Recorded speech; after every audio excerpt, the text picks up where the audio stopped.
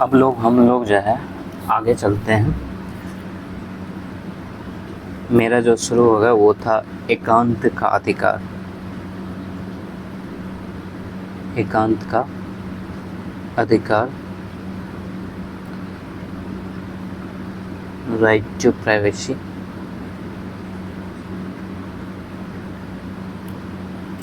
यह भी आर्टिकल 21 के अंतर्गत आता है।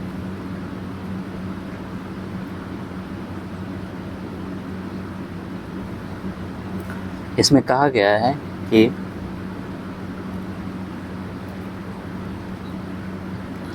मानवोचित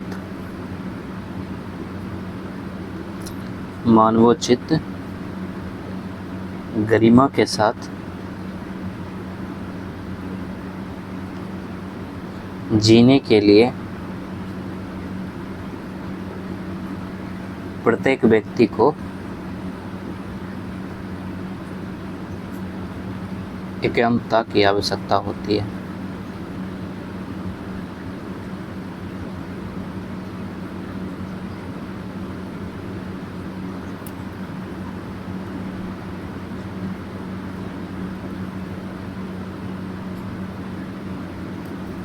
ये इसमें कहा गया है। और इससे जुड़े हुए पक्ष क्या हैं? पक्ष के तौर पे जैसे सुप्रीम कोर्ट ने निर्धारित किया है कि किसी व्यक्ति का टेलीफोन टैप किया जा रहा है। टेलीफोन टैप करना जो है यह एकांतता के अधिकार का उल्लंघन है।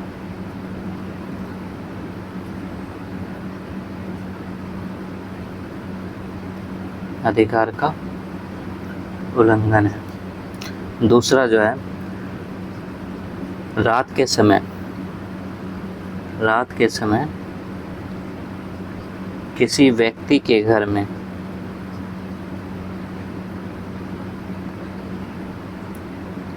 पुलिस का आना, यह भी एकांतता के अधिकार का उल्लंघन है। अब हमारा जो आगे है वह आजीविका का अधिकार है।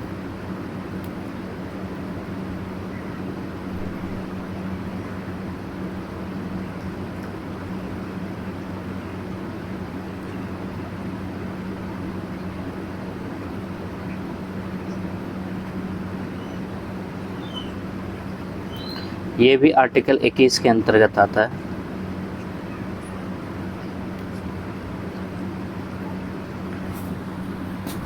जैसे कि संविधान में एक आर्टिकल और है, वो है 41, जिसमें जो है काम के अधिकार, राइट टू वर्क,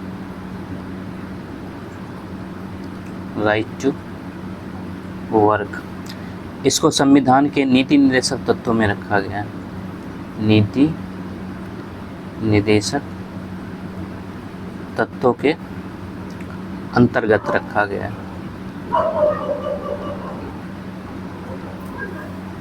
अब जैसे कि सर्वोच्च न्यायालय कुछ मामलों में जो है आजीविका के अधिकार को इसके अंतर्गत समाविष्ट किया है, और इसमें सुप्रीम कोर्ट बताया है कि आजीविका का अधिकार जो है वो मूल अधिकार है। आजीविका का अधिकार जो है वह प्राण के अधिकार के अंतर्गत समाविष्ट है, और ये जो है ये मूल अधिकार है। लेकिन साथ में ये भी कहा कि जो आजीविका का अधिकार है वो आत्यांतिक नहीं है। आत्यांतिक एब्सोल्यूट नहीं है। इस पे जो है युक्तियुक्त प्रबंधन लगाए जा सकते हैं। युक्तियुक्त निर्बंधन लगाए जा सकते हैं। इसी तरह सुप्रीम कोर्ट जो है एक न्यूनतम मजदूरी को लेकर कहा है। सुप्रीम कोर्ट ने निर्धारित किया है कि न्यूनतम मजदूरी से कम वेतन दिया जाना अनुच्छेद 21 द्वारा प्रदत्त मानवोचित गरिमा मानवोचित गरिमा के साथ जीवन जीने के अधिकार का उल्लंघन है।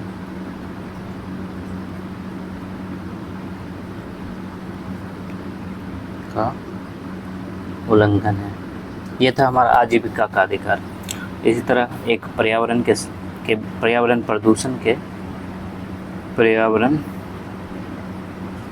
प्रदूषण के विरुद्ध संरक्षण का अधिकार, विरुद्ध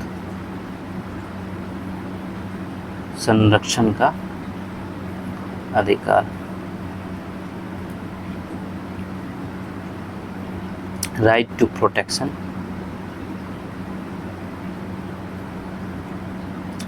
फ्रॉम environmental pollution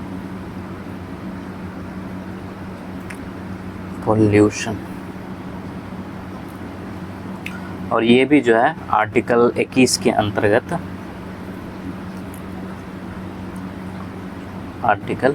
अंतर्गत आता है। और इसमें जो है खासतौर पर दिल्ली को लेकर सर्वोच्च न्यायालय ने बहुत सारे डिसीजन दिए हैं। जैसे कि न्यायालय ने यह निर्धारित किया है, न्यायालय ने निर्धारित किया कि ऐसे विषयों पर, यानी प्रदूषण पर, ऐसे विषयों पर जनहित याचिका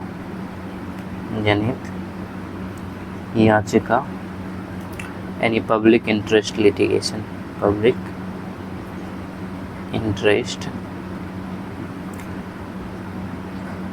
लिटिगेशन को स्वीकार किया जा सकता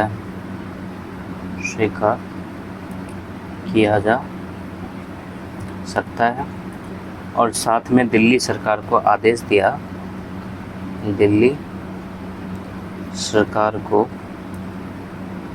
आदेश दिया कि वह जो है केंद्रीय मोटर वाहन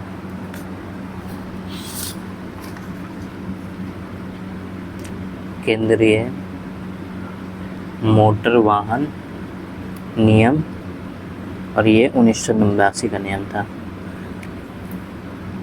इसको सेंट्रल मोटर व्हीकल्स रूल्स 1989 के प्रावधानों को कठोरता से लागू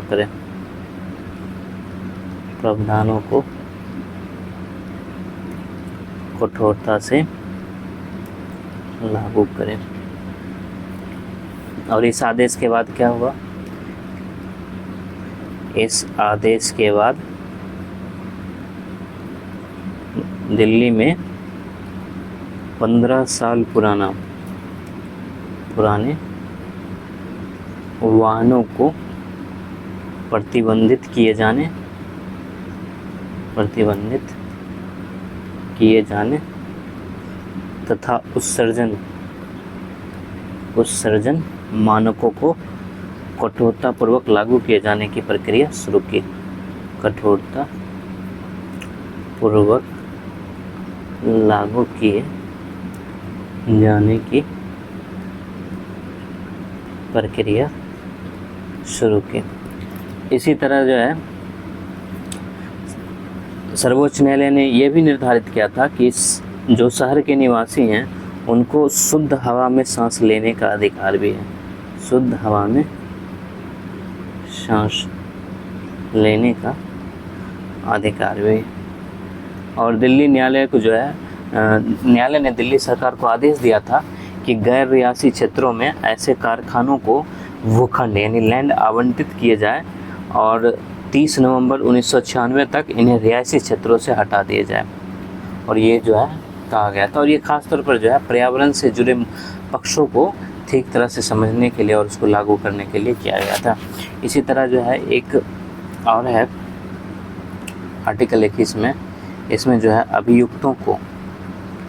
अभियुक्तों तथा दोष सिद्ध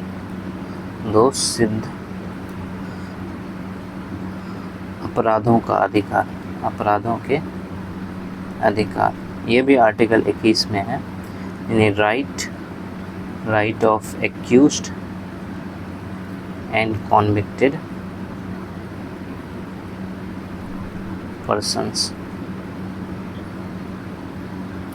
ये न्यायालय ने कई मामलों में स्पष्ट किया है कि अभियुक्तों तथा दोष सिद्ध अपराधियों को भी गरिमा जीवन से जुड़े कई अधिकार उपलब्ध हैं, और ऐसे अधिकार में जो है न्यायालय कहता है, ठीक है, न्यायालय क्या कहता है कि प्रत्येक अभियुक्त या कैदी, प्रत्येक अभियुक्त या कैदी को हथकड़ी, हैंडकफिंग,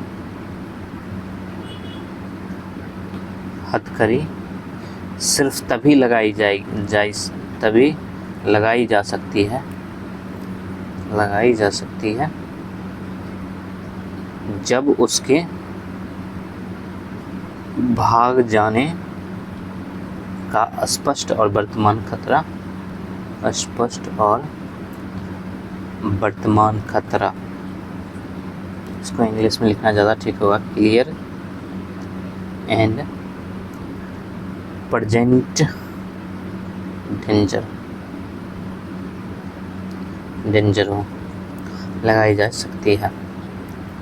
ये कहा पुलिस अधिकारी हथकड़ी लगाते हैं तो उनके इसके स्पष्ट कारणों का उल्लेख करना होगा, ऐसा न्यायालय के द्वारा कहा गया।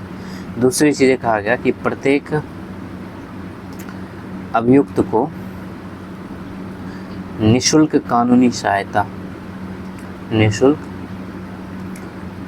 सहायता यानी फ्री लीगल एड प्राप्त करने का मूल अधिकार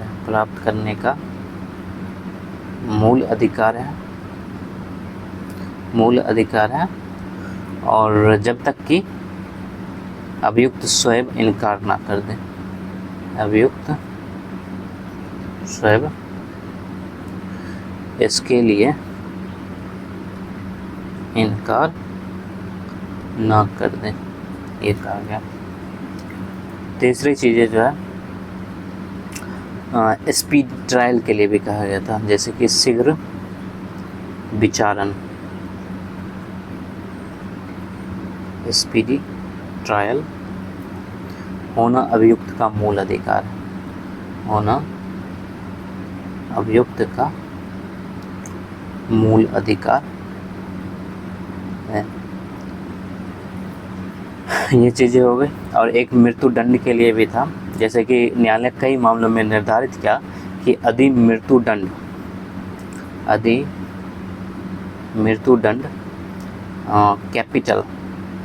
कैपिटल पनिशमेंट, मृत्यु दंड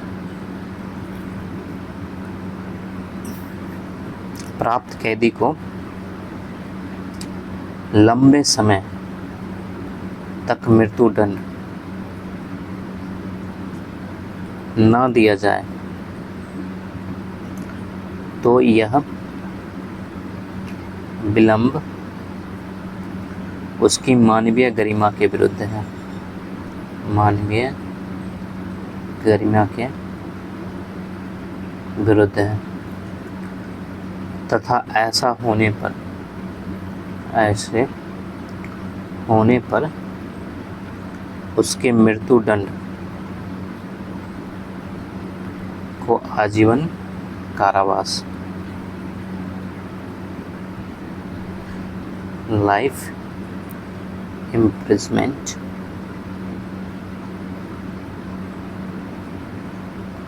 में परिवर्तित कर दिया जाए। यह भी आर्टिकल 21 के अंतर्गत कहा गया, कर दिया जाना चाहिए। दूसरी चीज़ें ये भी कहा गया है कि जो व्यक्ति जो है वो न्यायिक हिरासत में रहता है या न्यायिक अभिरक्षा में रहता है, उसके मूल अधिकारों की रक्षा करना राज्य का कर्तव्य होता है। जो व्यक्ति पुलिस या न्यायिक अभिरक्षा, कस्टडी अभिरक्षा, ये हो जाएगा पुलिस और जुडिशियल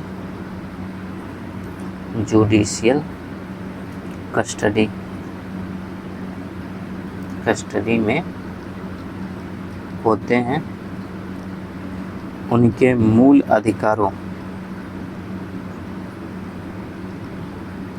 की रक्षा करना राज्य का कर्तव्य है। इसके बाद जो है अनुच्छेद 21 में ही महिलाओं से संबंधित कुछ अधिकार हैं।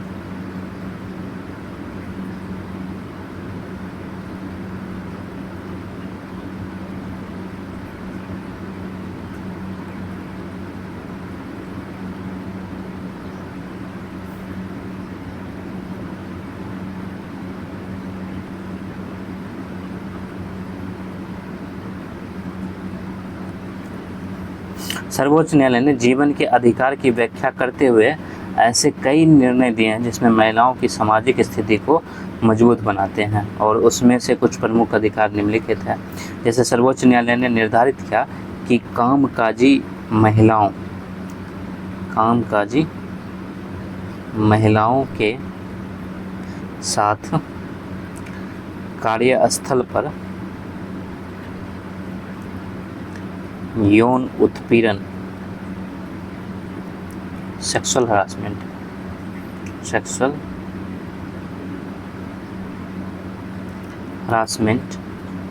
ना हो सके, इसके लिए विधानमंडल को समुचित विधि बनानी चाहिए। विधानमंडल को समुचित विधि बनानी चाहिए, ऐसा सर्वोच्च न्यायालय ने कहा। और अगर विधानमंडल जो है विधि नहीं बनाता है, ठीक है, तब तक के लिए इन्होंने कुछ मार्गदर्शक सिद्धांत स्पष्ट किए हैं। और उसमें क्या है, उसमें जैसे कि यौन उत्पीड़न का अर्थ अत्यंत विस्तृत है, जिसमें यौन संबंध के प्रस्ताव देना तो शामिल है ही, साथ ही यौन संबंधी छीटाकशी करना, अश्लील साहित्य दिखाना, अश्लील संकेत करना, ये सारे उसमें शामिल हैं। और साथ ही उन्होंने कहा कि प्रत्येक कार्यालय के प्रमुख के लिए अनिवार्यता होगी कि किसी भी महिला कर्मी द्वारा यौन उत्पीड़न की शिकायत किए जाने पर तुरंत कार्रवाई करें। तीसरी चीज़ उन्होंने कहा कि यौन उत्पीड़न की शिकार महिला को यह अधिकार मिलना जाना चाहिए कि वह अपना या उत्पीड़नकर्ता का स्थानांतरण करवा सके। इसको लिखना भी ठीक होगा क्योंकि अभी बंगाल में ये चीज़ें चल रही है। तो ये मार्गदर्शक सिद्धांत क्या थे कि जैसे यौन उत्पीड़न का अर्थ अत्यंत विस्तृत है, जिसमें यौन संबंध के लिए प्रस्ताव देना शामिल ही है ही। इसके अलावा जो है यौन संबंधी छीटाकशी यानी जोर जबरदस्ती करना, अश्लील साहित्य दिखाना या फिर अश्लील संकेत करना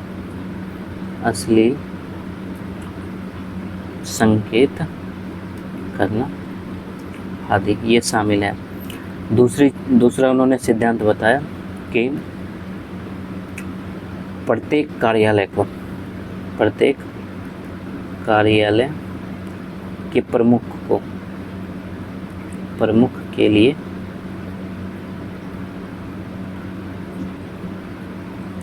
अनिवार्यता होगी कि किसी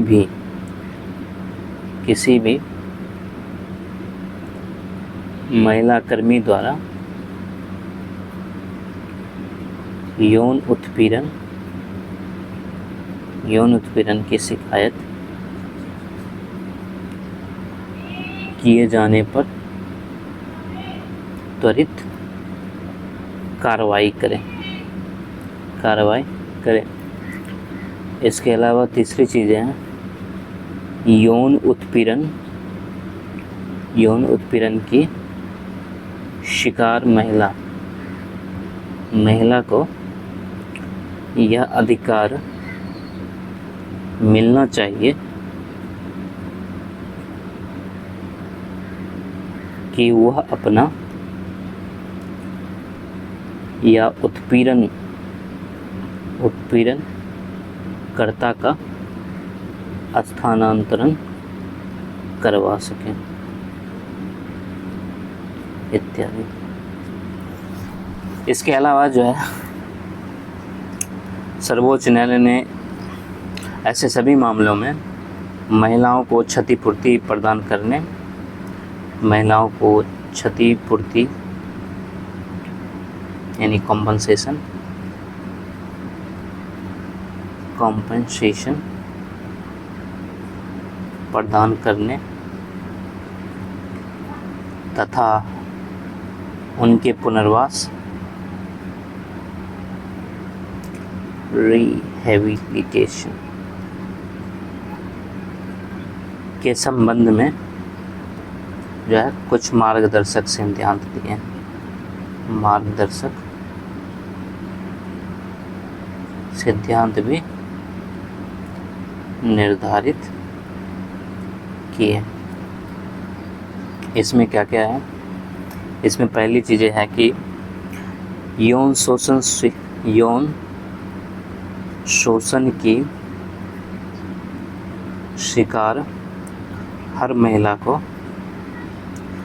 महिला को निःशुल्क विधिक सहायता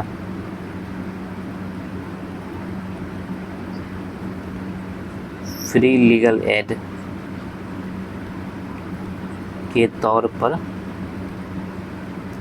ऐसा वकील दिया जाना चाहिए जो आपराधिक विधि यानी क्रिमिनल लॉ से भली भांति अवगत हो।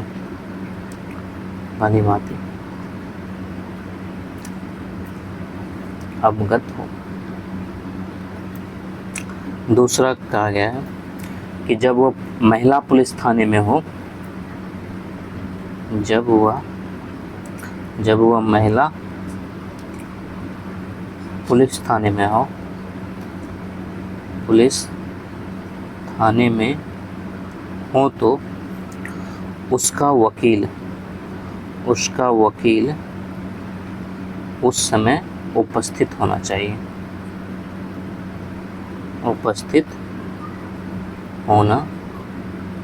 चाहिए ताकि महिला को भय मुक्त माहौल मिल सके।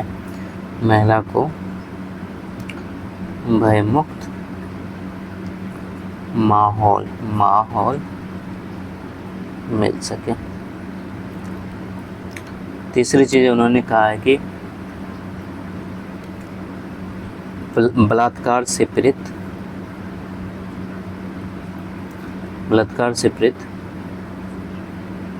महिलाओं की पहचान गोपनीय रखी जाए। अनिवार्यता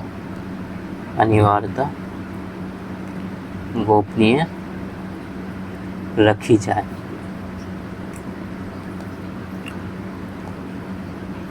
और अपराधी चाहे दोष सिद्ध हो या नहीं, बलात्कार की शिकार महिला को क्षतिपूर्ति दी जानी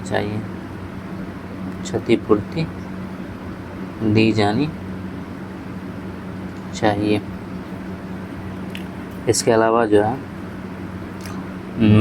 ऐसे मामलों का परीक्षण करते वक्त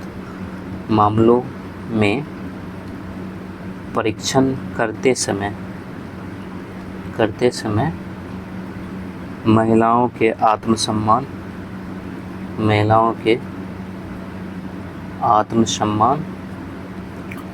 सामाजिक प्रतिष्ठा, सामाजिक प्रतिष्ठा तथा मानसिक स्थिति, मानसिक स्थिति जैसे पक्षों को विशेष ध्यान में रखा जाए, जैसे पक्षों का विशेष ध्यान रखा जाए, विशेष ध्यान रखा जाना चाहिए। क्योंकि अधिकांश मामलों में देखा जाता है कि बलात्कार का परीक्षण बलात्कार से ज़्यादा अपमानजनक सिद्ध होता है, इसलिए भी ये ज़रूरी होता है। इसके अलावा जो है जो अनुच्छेद 21 है यानी प्राण एवं दैहिक स्वतंत्रता का अधिकार, उसके अंतर्गत और भी अधिकार दिए गए हैं। प्राण तथा दैहिक स्वतंत्रता के अधिकार में निहित अन्य अधिकार, निहित अन्य अधिकार यानी अन्य अदर राइट्स, अदर राइट्स निहित इंक्लूडेड में इन द अधिकार right to life and personal liberty, personal liberty, other right included in the right of life and personal liberty. इसमें जैसे कि है भोजन का अधिकार, इसके अंतर्गत है, इसके अंतर्गत जो है भोजन का अधिकार दिया गया है, भोजन का अधिकार, राइट टू फूड। उसके अलावा जो है जीवन के अधिकार में जो है आश्रय का भी अधिकार दिया गया, आश्रय का अधिकार यानी राइट टू शेल्टर, शेल्टर दिया गया। राज्य का दायित्व है कि वह प्रत्येक दलित और आदिवासी को आश्रय की सुविधा प्रदान करें। आश्रय का अर्थ जो है यहाँ पर छत मुहैया करा देना नहीं है, इसका अर्थ है कि एक ऐसे घर की उपलब्धता से है जिसमें वायु तथा जल, पर्याप्त धूप और प्रकाश जैसी सुविधाएं विद्यमान हों। तीसरी चीज़ें जो है स्वास्थ्य का अधिकार, अधिकार तथा चिकित्सा सुविधा पाने का अधिकार, चिकित्सा सुविधा, ये भी आर्टिकल 21 में ही निहित है, सुविधा पाने का अधिकार, right to health and medical facility, medical facility, ये चीज़ें हैं। क्योंकि जीवन के अधिकार का यह एक अनिवार्य पक्ष है। न्यायालय ने कई ऐसे मामलों में इसके पक्ष में निर्णय दिए हैं। सर्वोच्च न्यायालय ने निर्धारित किया है कि अनुच्छेद 21 के अनुसार सरकारी और निजी अस्पतालों में कार्यरत सभी चिकित्सकों का दायित्व बनता है कि वे घायल व्यक्ति को शीघ्र चिकित्सा सुविधा प्रदान करें, पुलिस कार्रवाई का इंतज़ार ना करें और पुलिस कार्रवाई का इंतज़ार करके समय व्यर्थ ना करें, क्योंकि यह विलंब समय जो है घायल व्यक्ति के जीवन के अधिकार का उल्लंघन करता है, ऐसा उन्होंने निर्णय में कहा था। इसलिए स्वास्थ्य का अधिकार और चिकित्सा सुविधा पाने का अधिकार सबको दिया गया है। इसके अलावा जो है बिजली पाने का अधिकार, बिजली पाने का अधिकार, right to get electricity, right of get electricity. इसके अलावा जो है सुरक्षित यात्रा करने का अधिकार, सुरक्षित यात्रा करने का अधिकार,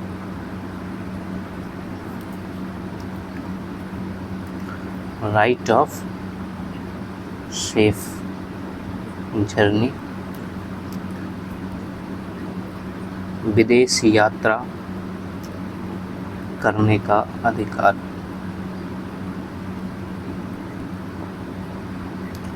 right to travel abroad.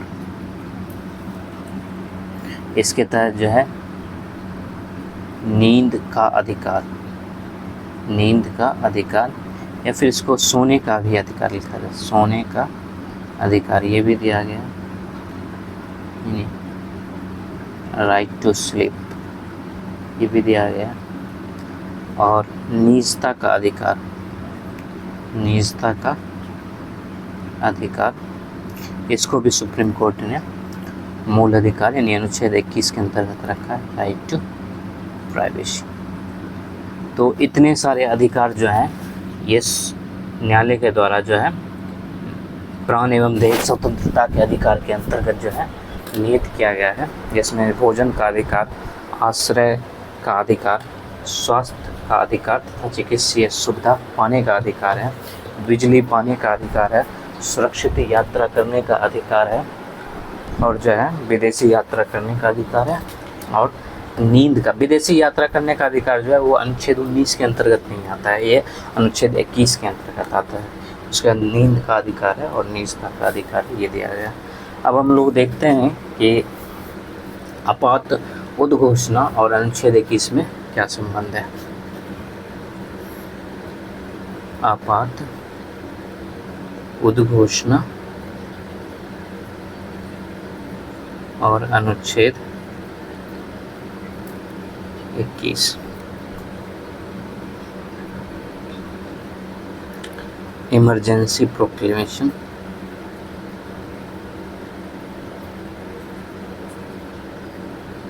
And article 21।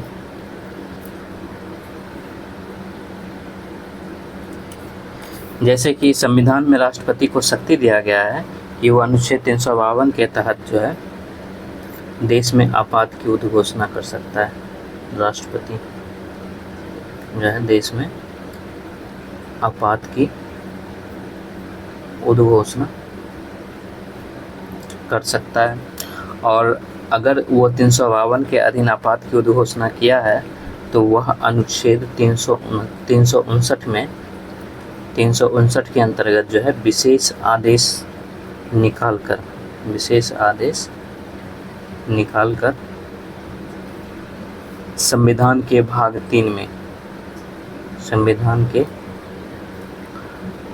3 में दिए गए मूल अधिकारों में जिन्हें उचित समझे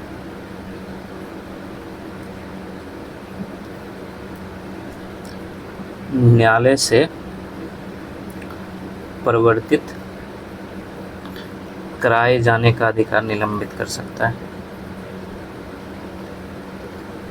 और इसमें जो है पहले आर्टिकल 21 भी शामिल था, जिसको बाद में जाके हटा दिया गया। निलंबित कर सकता है, यही संबंध है, कर सकता है। तो पहले जो है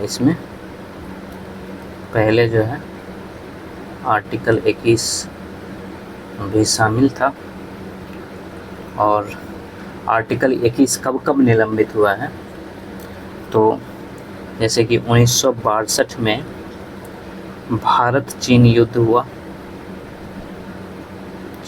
हुआ, उसके बाद उसमें पहली बार जो है आर्टिकल 21 निलंबित कर दिया गया। फिर उसके बाद जो है 1971 में भारत पाकिस्तान युद्ध हुआ, इसमें दूसरी बार किया गया।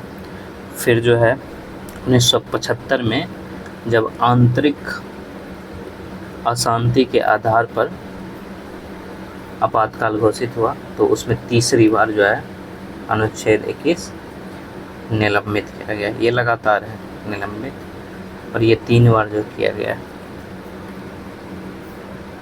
फिर आगे जाके जो है 44वां संविधान संशोधन किया गया।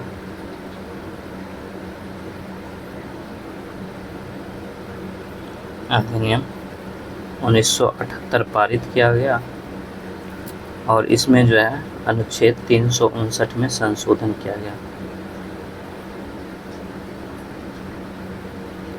और उसमें व्यवस्था कर दिया गया कि अनुच्छेद 20 और 21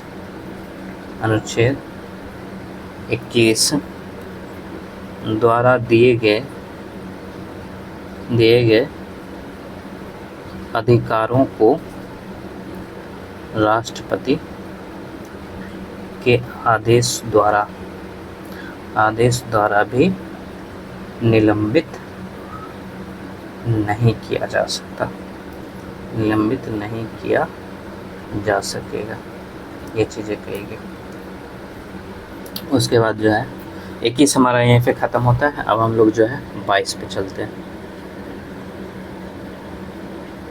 अनुच्छेद 22, इसमें जो है कुछ दशाओं में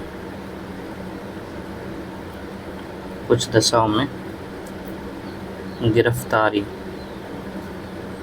और निरोध से संरक्षण है। निरोध से संरक्षण। Article 22 protection against arrest and detention in certain case।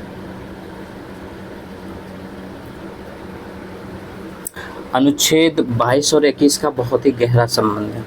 अनुच्छेद 21 में प्रत्येक व्यक्ति को प्राण और दैहिक स्वतंत्रता की गारंटी देता है और प्रावधान करता है कि विधि द्वारा स्थापित प्रक्रिया के बिना किसी भी व्यक्ति को इन अधिकारों से वंचित नहीं किया जाएगा।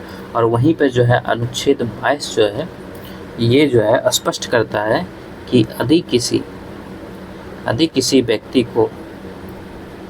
को गिरफ्तार यानी अरेस्ट या निरुद्ध यानी डिटेन किया जाता है जो कि उसे दैहिक स्वतंत्रता यानी पर्सनल लिबर्टी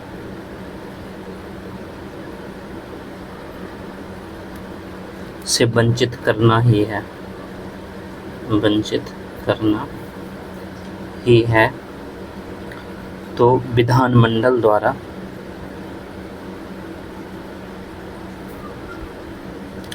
इस संबंध में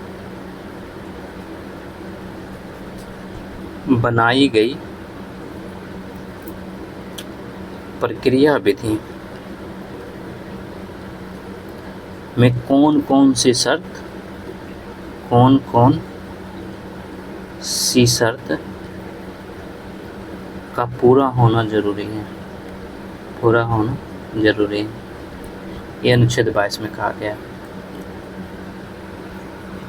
और इसमें जो है एक मामला आया था और वो था इसी अनुच्छेद से संबंधित, मेनका गांधी बनाम भारत संघ।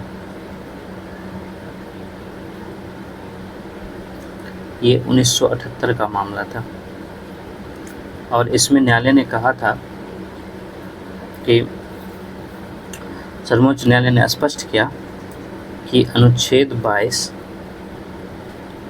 अपने आप में संपूर्ण नहीं है। अपने आप में संपूर्ण नहीं है। वह अनुच्छेद 21 का पूरक है, कॉम्प्लीमेंट्री है। अतः इन दोनों को एक साथ पढ़ा जाना जरूरी है, ऐसा सर्वोच्च न्यायालय ने मेनका गांधी बनाम भारत संघ में किया। देखिए अब जो मेरा यहाँ पर लिखा गया है गिरफ्तारी या निरुद्ध, हम इसको देखते हैं। जो गिरफ्तारी या निरुद्ध है ये दो प्रकार का होता है, यानी जो अरेस्ट है या फिर निरोध है, डिटेंशन, ये जो है दो प्रकार का होता है।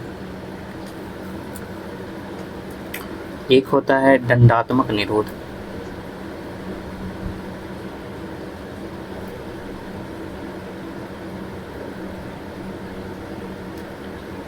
प्यूनिटिव डिटेंशन, और दूसरा होता है निवारक निरोध।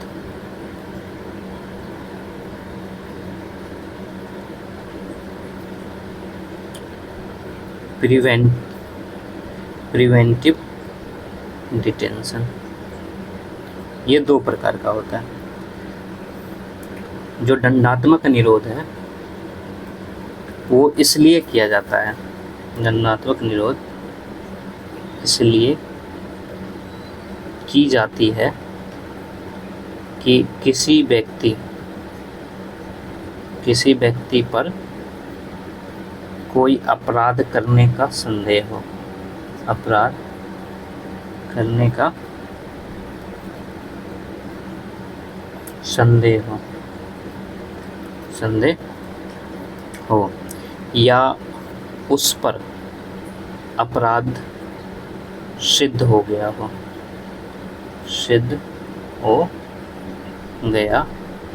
है, ठीक है। अतः उसे कारावास में रखे जाने की जरूरत है। और जो निवारक निरोध होता है वो अपराध करने से बचाने के लिए होता है। ये इससे अलग है। इसमें किसी अनुचित कृत्य को किए जाने के कारण व्यक्ति को निरुद्ध नहीं किया जाता, बल्कि इसीलिए किया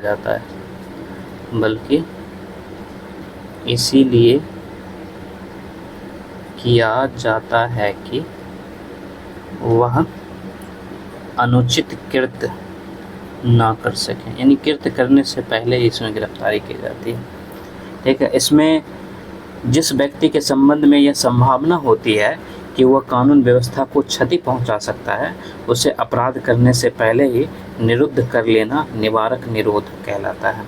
और जो है अनुच्छेद 22 है उसके 7 खंड हैं।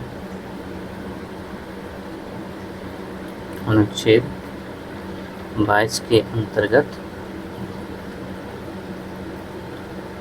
7 खंड हैं, जो 22(1) से 22(7) तक है। इसमें जो है जो 22(1) से 1 और 2 है, 22(2), इसका संबंध जो है सामान्य गिरफ्तारी से संबंध है, या फिर इसको हम कह सकते हैं दंडात्मक निरोध से संबंध है। और जो 22(4) है, 22(4) से 22(7), इसका जो है निवारक निरोध से संबंध है। और जो बच गया मेरा अनुच्छेद 22(3), ये जो है अनुच्छेद 22(1) और अनुच्छेद 22(2) में से विमुक्ति बताई गई है, विमुक्तियाँ बताई गई।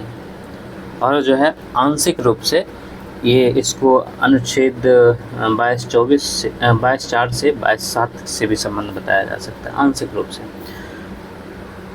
अब हम लोग जो है देखते हैं अनुच्छेद 22(1), 22(2) और 22(3) को। इसमें क्या है? इसमें सामान्य विधि के अंतर्गत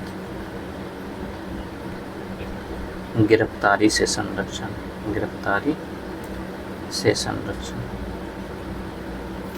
यानी कि प्रोटेक्शन अगेंस्ट अरेस्ट अंडर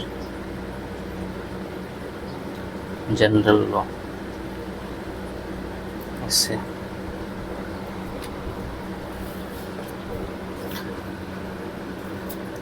जैसे कि अनुच्छेद 22(1) और अनुच्छेद 22(2) इसमें बताया गया है कि यदि किसी व्यक्ति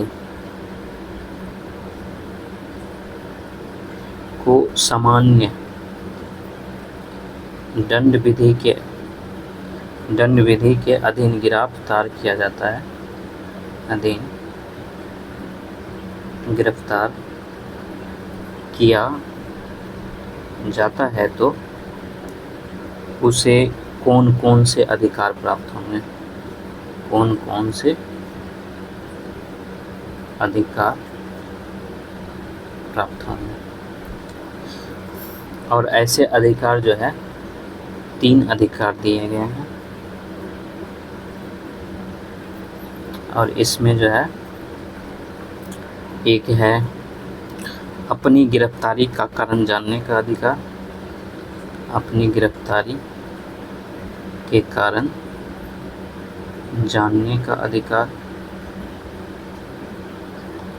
दूसरा है अपनी रुचि के वकील से अपना मामला प्रस्तुत करने का अधिकार। और तीसरा है 24 घंटों में मजिस्ट्रेट के समक्ष प्रस्तुति का अधिकार, 24 घंटों के अंदर प्रस्तुति का अधिकार। ये 3 अधिकार जो है अनुच्छेद इसमें दिए गए हैं। और सर्वोच्च न्यायालय ने यह देखते हुए कि बहुत से व्यक्तियों को कानून की जानकारी नहीं होने के कारण पुलिस के मनमाने व्यवहार से परेशानी उठानी पड़ती है, तो उन्होंने कुछ ऐतिहासिक निर्णय सुनाया है और उस ऐतिहासिक निर्णय में गिरफ्तारी के संबंध जो है एक विस्तृत मार्गदर्शन जो है स्पष्ट किया है। तो हम लोग जो है वो देख लेते हैं सुप्रीम कोर्ट के विस्तृत मार्गदर्शन, शॉर्ट में विस्तृत मार्गदर्शक सिद्धांत क्या क्या है। इसमें कहा गया है कि किसी व्यक्ति को सिर्फ इसलिए गिरफ्तार नहीं किया जाएगा कि पुलिस अधिकारी को उसके अपराध में सहयोगी होने की आशंका है। अगर उसके विरुद्ध प्राथमिक जांच के आधार पर संदेह के पर्याप्त कारण मौजूद ना हो तो पुलिस को उसकी गिरफ्तारी नहीं करनी चाहिए। यानी कि जब तक पुलिस को किसी व्यक्ति के विरुद्ध प्राथमिक जांच के आधार पर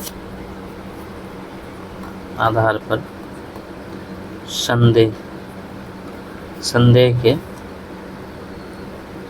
पर्याप्त कारण मौजूद ना हो तो क्या है, पुलिस को उसकी गिरफ्तारी नहीं करनी चाहिए।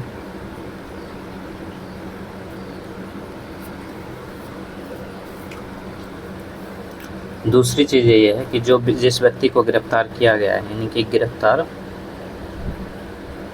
व्यक्ति को उसके द्वारा बताए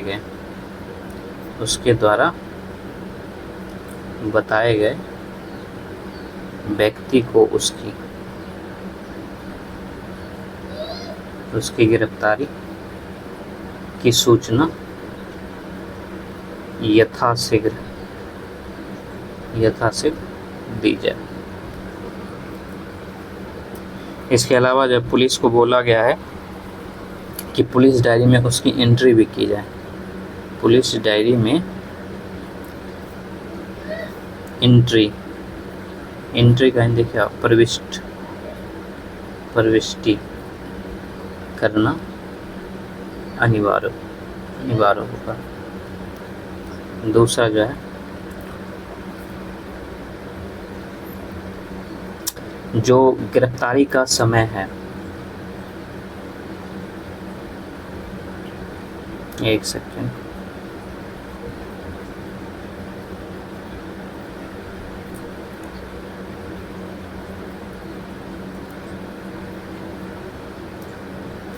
दूसरा जो हमारा था उसमें था कि गिरफ्तारी की सूचना जो है, जो गिरफ्तार किए गए व्यक्ति है उसके द्वारा बताए गए व्यक्ति को यथाशीघ्र दी जाए। इसके अलावा जो है पुलिस डायरी में एंट्री की बातें थी। पुलिस डायरी में एंट्री अनिवार्य था। इसके अलावा हम लोग आगे डिस्कस कर रहे थे। इसके अलावा जो है कहा गया कि जिस भी मजिस्ट्रेट के सामने गिरफ्तार व्यक्ति को पेश किया जाता है, वह गिरफ्तारी का जो समय है, गिरफ्तारी के समय इसके सभी अपेक्षाओं को ठीक से पालन कर लिया गया था, इसकी जांच करे, कर लिया गया था, इसकी जो है जांच करें। इसके अलावा बोला गया है कि जो गिरफ्तार व्यक्ति है उसको 24 घंटे के भीतर नज़दीक के मजिस्ट्रेट के समक्ष प्रस्तुत किया जाए, समक्ष प्रस्तुत किया जाए। इसके अलावा जो है जो न्यायिक मजिस्ट्रेट हैं, न्यायिक मजिस्ट्रेट ये जो है अधिकतम 15 दिन जो है ये पुलिस की न्यायिक अभिरक्षा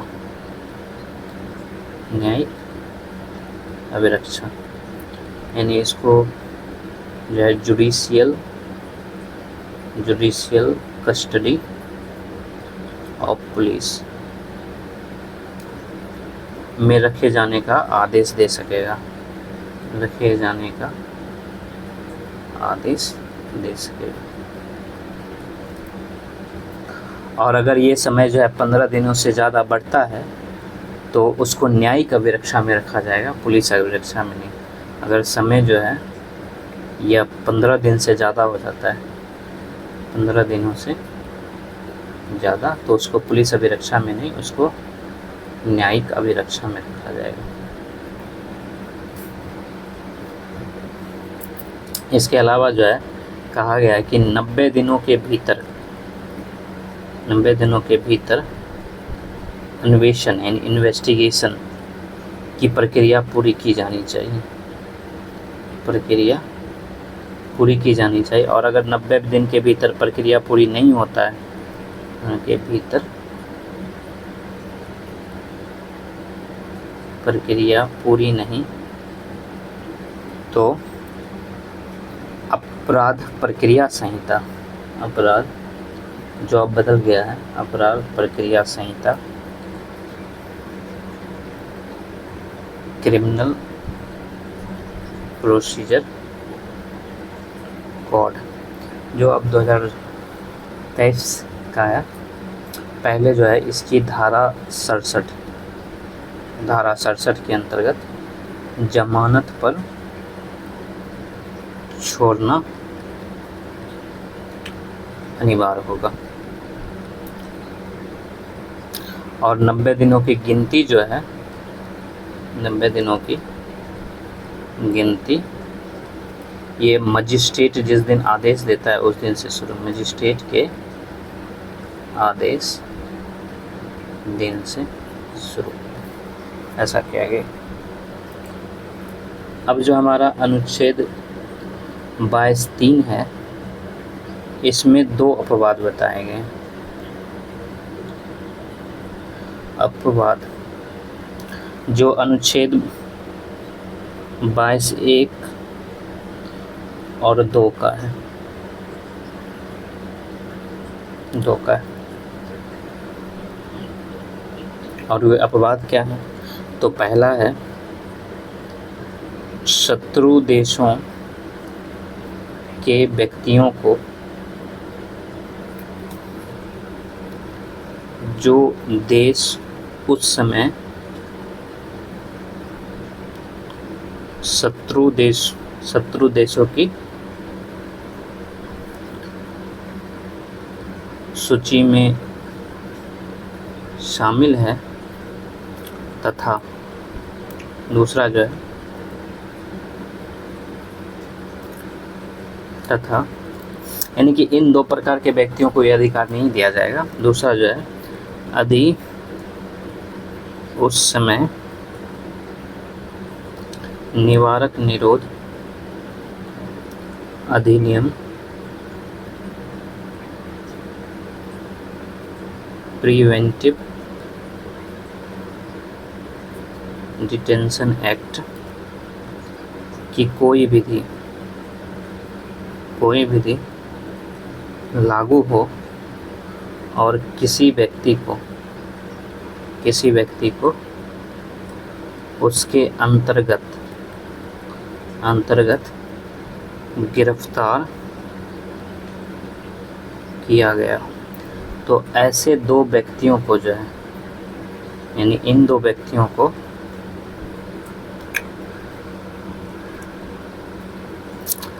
अनुच्छेद 22(1) और अनुच्छेद 22(2) के अधिकार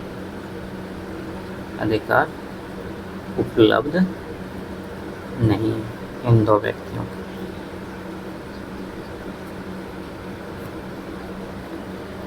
इसके अलावा जो शत्रु देश के व्यक्ति हैं, जैसे ये जो शत्रु देश के व्यक्ति हैं, ये अनुच्छेद 22(4) और 22(5) के अधीन जो है निवारक निरोध के मामले में संरक्षण का दावा कर सकते हैं।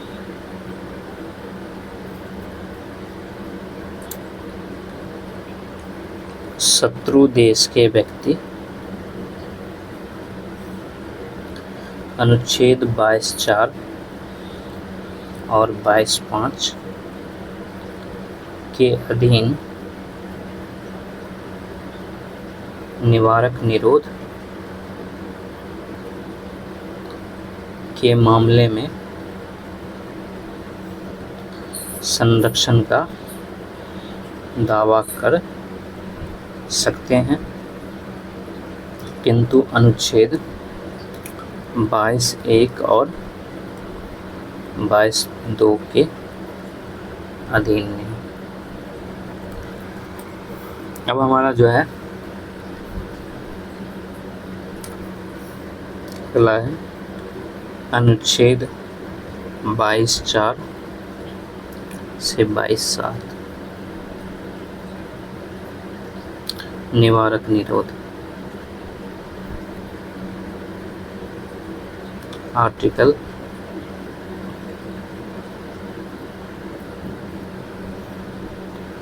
Preventive detention.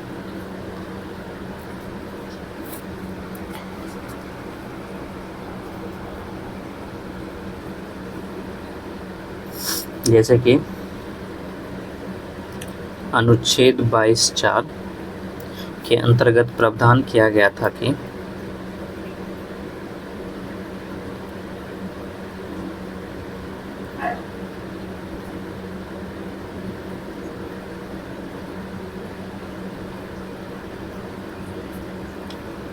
किसी भी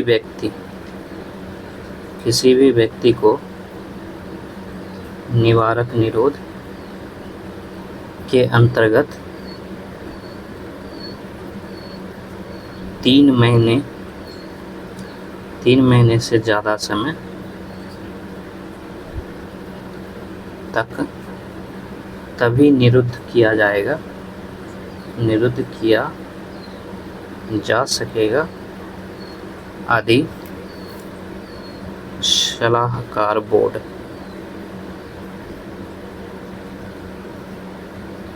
एडवाइजरी बोर्ड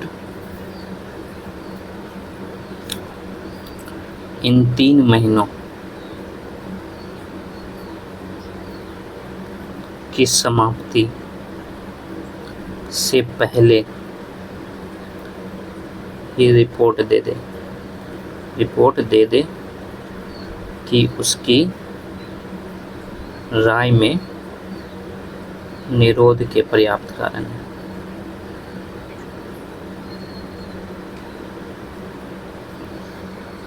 ये चीज़ें कहा गया था। तो फिर सलाहकार बोर्ड में आखिर कौन जो है निर्णय देगा? ये जो सलाहकार बोर्ड है, तो इसमें कहा गया था कि जो सलाहकार बोर्ड है वह उच्च न्यायालय के वर्तमान या भूतपूर्व न्यायाधीशों अथवा उच्च न्यायालय में न्यायाधीश बन सकने की अर्हता रखने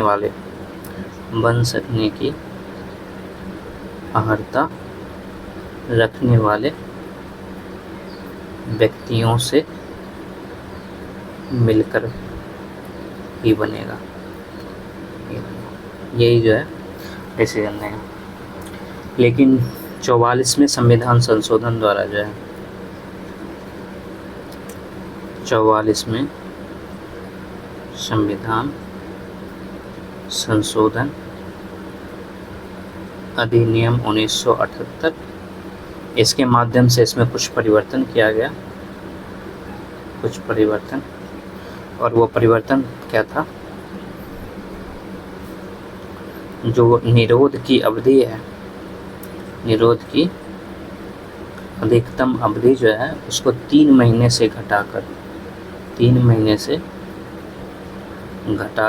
2 महीने कर दिया गया। 2 महीने रह गई।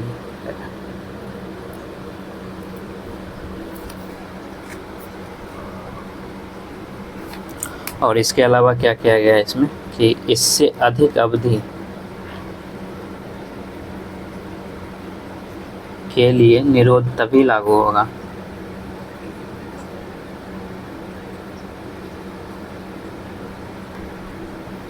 जब सलाहकार बोर्ड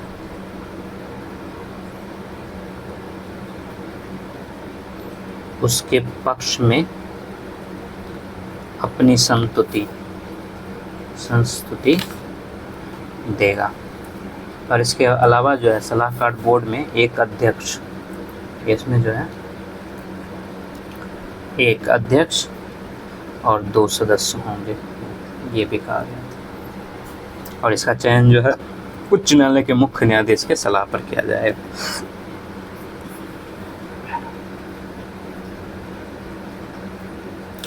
और 44वें संविधान संशोधन में ये जो सारी व्यवस्था की गई थी उसको सरकार जो है एक अधिसूचना के माध्यम से निकालना चाहती थी, लेकिन उसी बीच में जो है जनता पार्टी की सरकार गिर गई और फिर 1980 के चुनाव में श्रीमती इंदिरा गांधी के नेतृत्व में पुनः कांग्रेस की सरकार बनी और नई सरकार ने अधिसूचना जारी ही नहीं किया, जिसके कारण से वही प्रावधान अभी चल रहे हैं जो प्रावधान पहले से था। तो ये जो है प्रावधान लागू नहीं हो सका क्योंकि सरकार गिर गया था, लागू नहीं हो सका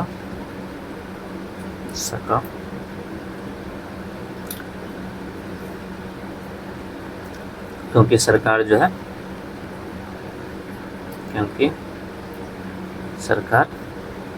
गिर गई थी और इंदिरा गांधी जी ने पहले वाले को ही रखा था। इसके अलावा जो है अगला हमारा अनुच्छेद है वो है 22(5).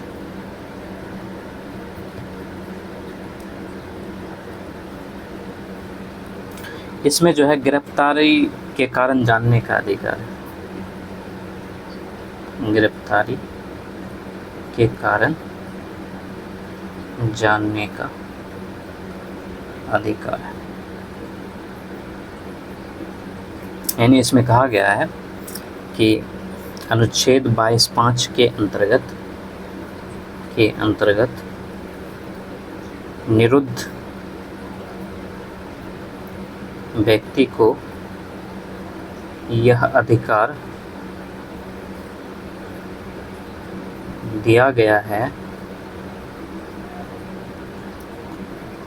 इस अनुच्छेद में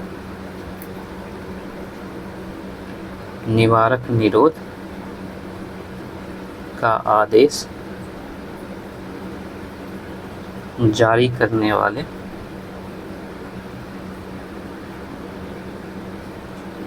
प्राधिकारी को निर्देश दिया गया है कि वह निरुद्ध व्यक्ति को यथाशीघ्र वे आधार संप्रेषित यानी कम्युनिकेट करे, जिनके कारण उसे निरुद्ध किया गया है। यानी वो कारण बता दे जिस वजह से उसे निरुद्ध किया गया है। ये चीज़ें था अनुच्छेद 22(5) में। इसके अलावा जो है 22(5) में एक और अधिकार दिया गया है,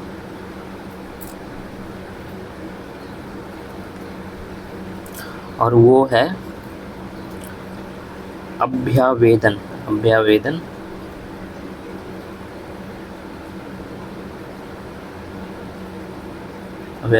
देने का अधिकार।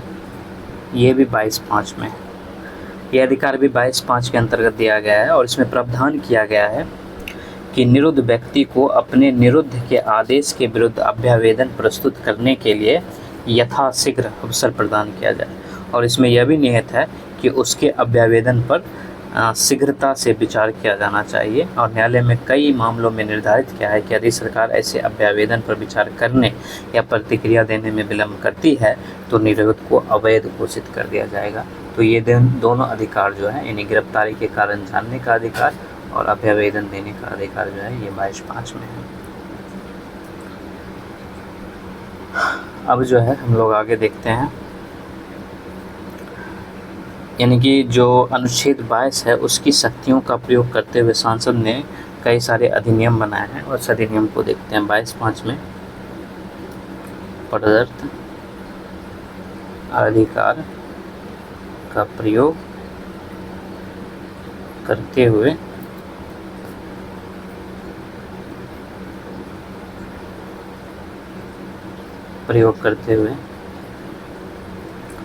सांसद ने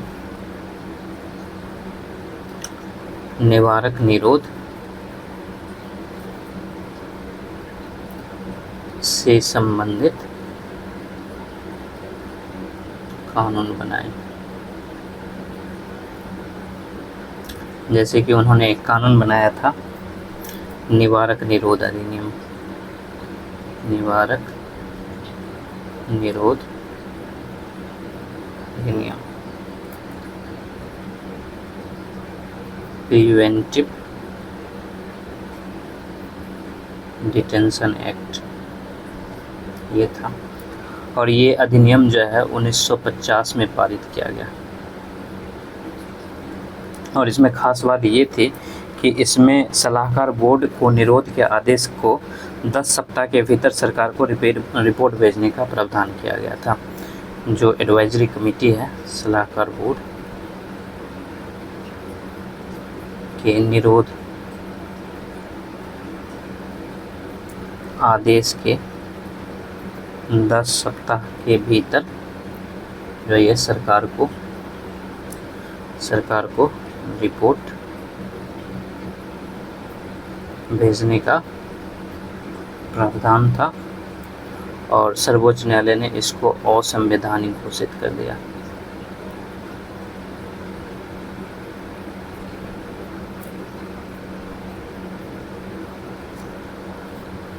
और ये अधिनियम जो है यह 1 अप्रैल 1951 को समाप्त होना था, लेकिन बार बार जो है इसका अवधि बढ़ाया गया, और ये दिसंबर 1969 तक लागू रहा। उसके बाद यह समाप्त हो गया। इसके अलावा जो है दूसरा था आंतरिक सुरक्षा अधिनियम, इसको मीसा भी कहा जाता है। Maintenance of internal security act,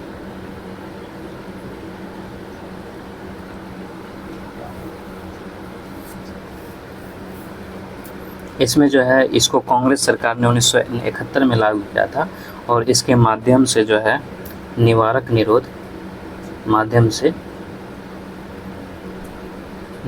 निरोध व्यवस्था पुनः लागू कर दिया गया था।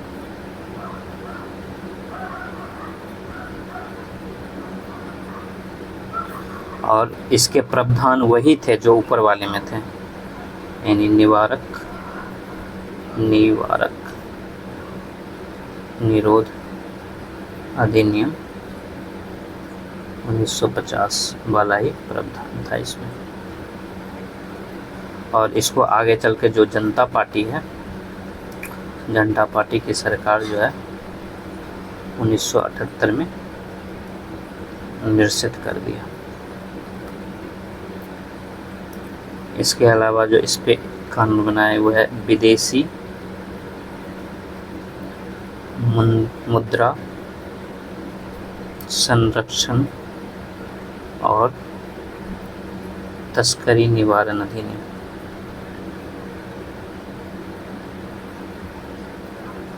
इसको जो है कोफेपोसा भी कहा जाता है, COFEPOS, एक COFEPOSA. Conservation of foreign exchange and prevention of smuggling activities act, ये कोफेपोसा था। और ये अधिनियम संसद जो है 1974 में पारित किया और ये जो है 1971 का जो आंतरिक सुरक्षा अधिनियम है, यानी इसके ऊपर वाला आंतरिक सुरक्षा अधिनियम, इसके पूरक के रूप में ये था। और इसका ये था कि जो मतलब उद्देश्य ये था कि आंतरिक सुरक्षा से जुड़े प्रश्नों पर निवारक निरोध की व्यवस्था लागू करना, मतलब ऊपर वाला है ये 1971 आंतरिक सुरक्षा अधिनियम का। लेकिन जो कोफेपोसा इसका उद्देश्य था तस्करी तथा विदेशी मुद्रा से जुड़े अपराधों के संबंध में निवारक निरोध की व्यवस्था लागू करना था। इसके अलावा इसी तरह जो है चोर बाजारी निवारण और आवश्यक वस्तु पढ़ाई अधिनियम, ये 1980 का था अधिनियम 1980। The prevention of black marketing and maintenance of essential commodities act 98। और ये अधिनियम जो है जनता पार्टी द्वारा पारित किया गया था।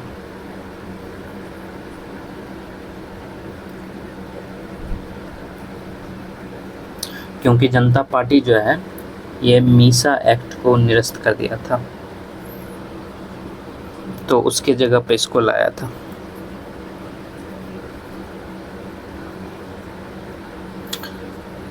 और यही था कि जनता पार्टी भी जो है निवारक निरोध की व्यवस्था जारी रखना चाहती थी, तो इसलिए मीसा एक्ट को निरस्त करके इसको लाया।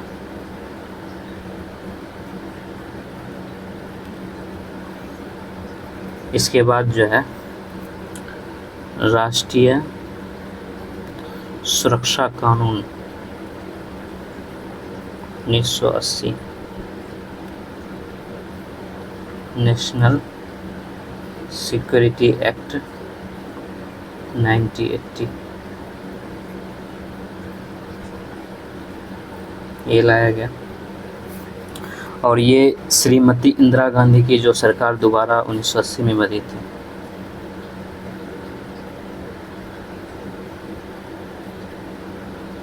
ये 1980 में सरकार इनकी दोबारा बनी।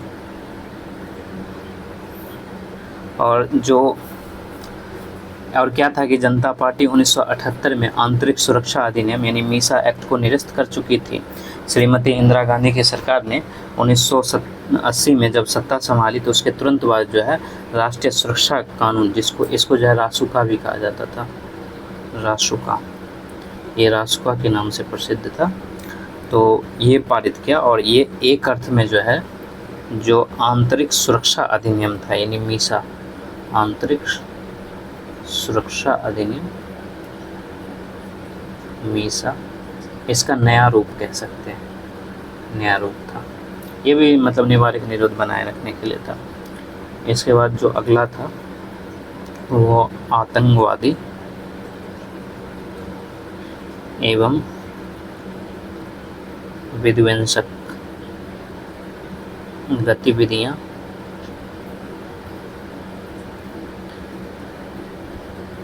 निवारक अधिनियम 1987, इसको टाडा कहा जाता था, terrorist and disrupted the activities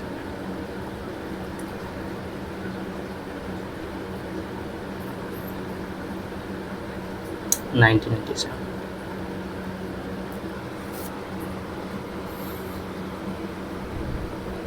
इसमें पहली बार जो है केंद्र सरकार आतंकवादी गतिविधियों को परिभाषित किया इसके माध्यम से।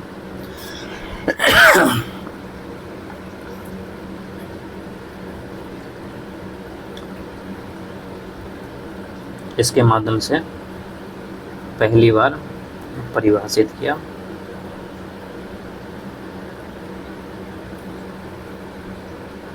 और इससे निपटने के लिए उन्होंने विशेष प्रावधान किए। 1980 के दशक में पंजाब में आतंकवाद चरम सीमा पर था और उसी ज़रूरत को देखते हुए इस कानून को लाया गया था। अब अगला जो है पता नहीं कितने नंबर हो चुके हैं, ये था आतंकवाद निवारण अधिनियम।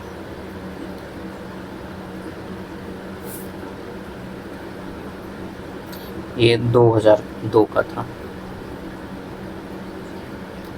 Prevention of terrorism act 2002।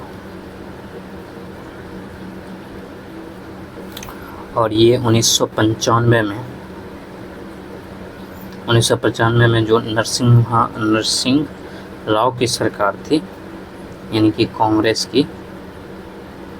Congress सरकार, उन्होंने टाडा को समाप्त कर दिया था, टाडा को समाप्त कर दिया। और इसके बाद जो है आतंकवाद से लड़ने के लिए कोई विशेष कानून अस्तित्व में नहीं था, विशेष कानून अस्तित्व में नहीं था। इसलिए 1999 में जब राष्ट्रीय जनतांत्रिक अलायंस यानी गठबंधन, जनतांत्रिक गठबंधन यानी कि एनडीए, इसकी सरकार बनी, नेशनल डेमोक्रेटिक अलायंस, इसकी सरकार बनी, तो इन्होंने आतंकवाद के विरुद्ध जो है कठोर कार्रवाई करने के पक्ष में था, क्योंकि 11 सितंबर 2001 को अमेरिका में आतंकवादी घटना हुआ था। 11 सितंबर 2001 को अमेरिका में आतंकवादी घटना हुआ था, आतंकवादी घटना हुआ, और वहाँ पर जो है वर्ल्ड ट्रेड सेंटर है, वर्ल्ड ट्रेड सेंटर, इसको जो है ध्वस्त कर दिया गया था। तो इसी को देखते हुए सरकार ने तय किया था कि आतंकवादी घटनाओं से निपटने के लिए विशेष कानून बनाया जाए, और इसी के लिए 2001 में पहला कदम उठाया गया। इसलिए सरकार जो है पोटो कानून लाया। पोटो का मतलब आतंकवाद निवारक अध्यादेश 2001। इसको prevention of terrorism act, terrorism ordinance 2001 ये जो है जारी किया गया, और यही जो है 2002 में कानून बन गया। जब संसद से ये पारित हो गया तो यही जो है पोटो में रूपांतरित हो गया, और यही 2002 का कानून बन गया। इसके बाद एक और था, और ये था गैर कानूनी गतिविधियां निवारण संशोधन अधिनियम 2008, द यूनिवर्सल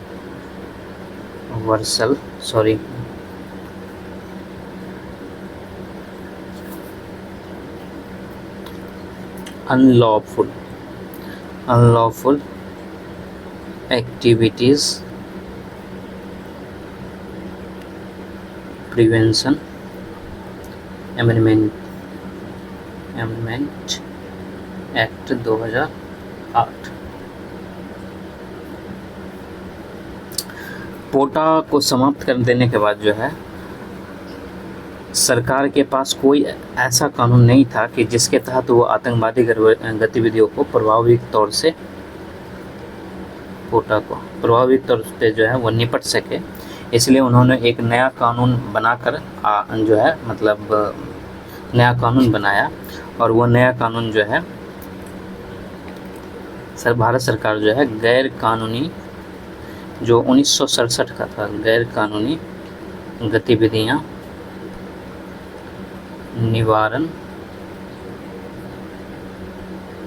अधिनियम 1967 पारित किया था, जिसका उद्देश्य राष्ट्र विरोधी गतिविधियों को नियंत्रित करना था। और ये अधिनियम जो है 1969 में भी संशोधित हुआ था, और सरकार ने इस अधिनियम को संशोधित करके आतंकवादी और विध्वंसक गतिविधियों पर लगाम कसने की योजना बनाई, और 2004 में इसको वापस संशोधित किया। इसके अंतर्गत जो है पोटा के अधिकांश प्रावधान इसमें शामिल कर दिए गए, और फिर जब 2008 में मुंबई आतंकवादी हमला कसाब वाला, तो इस कानून को फिर कठोरता से लागू किया गया। फिर इसी में जो है 2012 में संशोधन किया गया, फिर 2019 में संशोधन किया गया, और इसके बाद जो है 2019 में संशोधन करने के बाद ये गैर कानूनी गतिविधियां निवारण संशोधन अधिनियम 2019 बन गया। यहाँ पर जो है हमारा ख़त्म हो जाता है 22। अब हम लोग जो है 23 से देखेंगे, ठीक है। तो आज यहीं तक